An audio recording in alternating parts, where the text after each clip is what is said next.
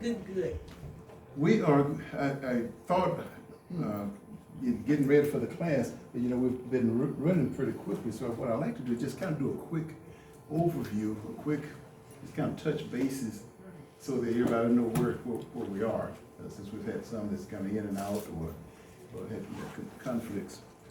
So, any questions or anything about what we've talked about up until now? Any questions, derogatory remarks, anything like that? What I'm looking at is trying to talk about grief, going through bereavement, going through some of the stages of grief, and also making an application to ourselves, but also equipping ourselves so that we can help others.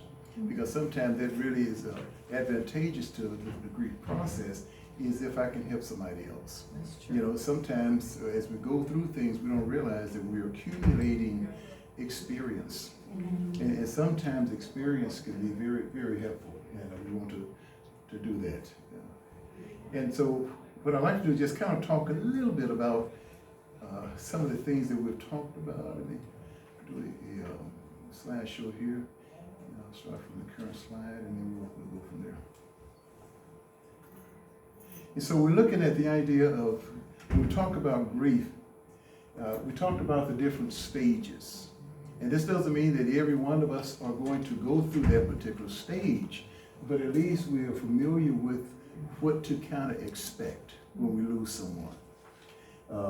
Shock, we express emotions, and this can be very difficult sometimes for those of us who are not normal emotion people. Some of us get like keep a stiff upper lip, so to speak, and we don't show any. But then all of a sudden we find ourselves crying or be overwhelmed with a flood of emotions. And sometimes that can kind of put us into a tailspin. And so when we talk about that, we also talk about sometimes we feel depressed and very lonely. No man is an island, and so our lives intertwine with one another. So, I don't, before I got married, I think I could cook halfway decent, but I don't know if I can boil an egg now, because, and so, you wake up and you're waiting for breakfast to be served and finally dinner come around. I need to go to McDonald's or something here because there's no room in the inn. And so we began to see that feeling of loneliness. I'm all by myself. We may experience physical symptoms of distress, lose my appetite, anxious, all those kinds of things as a part of the loss that you and I go through. We may become panicky. We're talking to someone, a dear brother who lost his wife, or she's in a tough spot right now, and he said, "Ben, I didn't realize how much she did."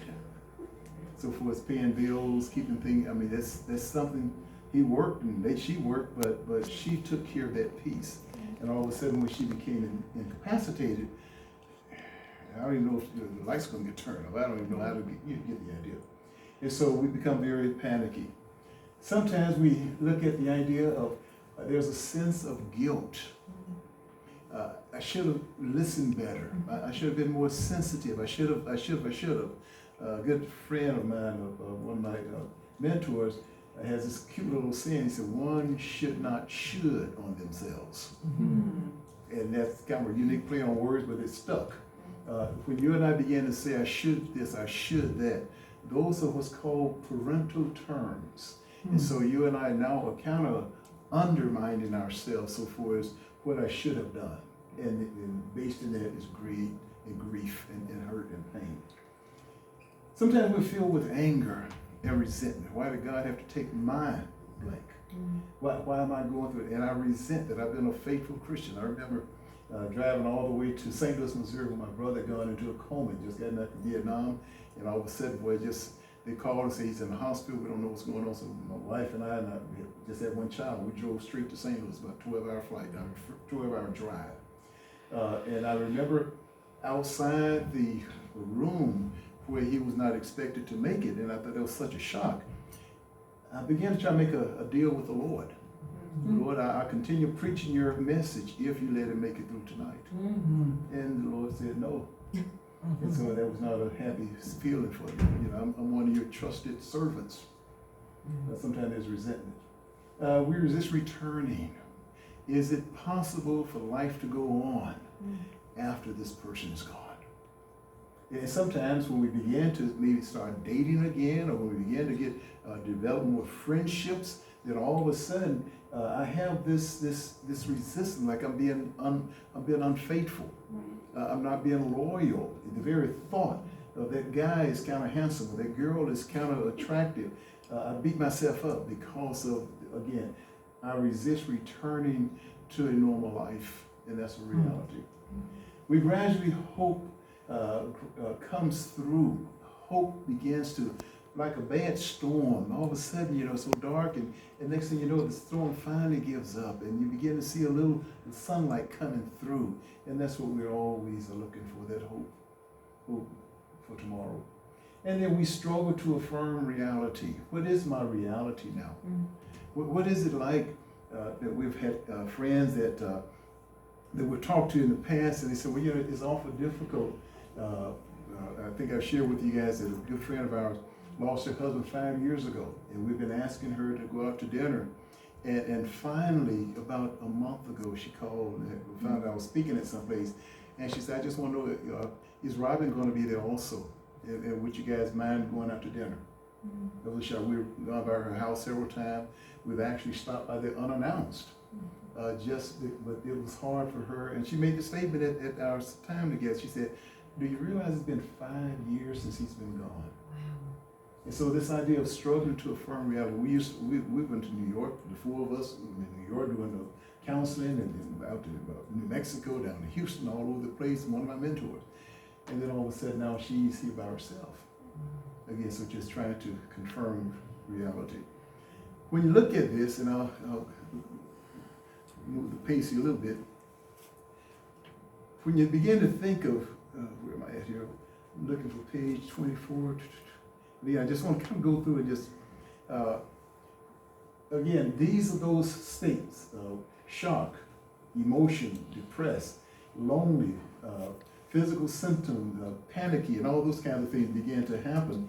And we began to look at all of these things and ask ourselves, what is my normal life? And so when we're looking at this class for this next few weeks, we're looking at the idea, we know what the stages of grief are. But I love Bible study because it can tie us into something that's real in our lives, and that's the word of the Lord. And so from this until the end, we're looking at how do we somehow integrate the different stages and what we go through with the life of Job. All of us have read about Job, thought about Job, and so now we can use Job as kind of a mile marker, if you will, as we go through this particular event. We're talking about those particular cases. What does a normal life look like? Meanwhile, what is going on in the greater world? Sometimes when I'm over here in my grief, I lose sight that there's a big world out here. I'm in this little pocket right here, struggling with whatever, but there's a whole other world. And we see that in such an excellent way with Job. Job is talking about all that he's going through, but in the meantime, God is in heaven, and the angels are presenting themselves before him, and he's making decisions and whatnot, and he tells them without consider my servant Job, and Job is absolutely unaware of all of this. So just because I'm going through grief, that doesn't mean that God is not working in my life and in the life and the events around me. That's something we want to keep in mind. And also, when there are no words to say. And this is probably one of the most uncomfortable spots for you and me to be in. When the grief becomes so heavy, I have no words to say. It's just so overwhelming. And sometimes, especially in America, as we want to put a voice to it. Sometimes there is no voice. The pain is so absolutely incredible that I have nothing to say. I can't say.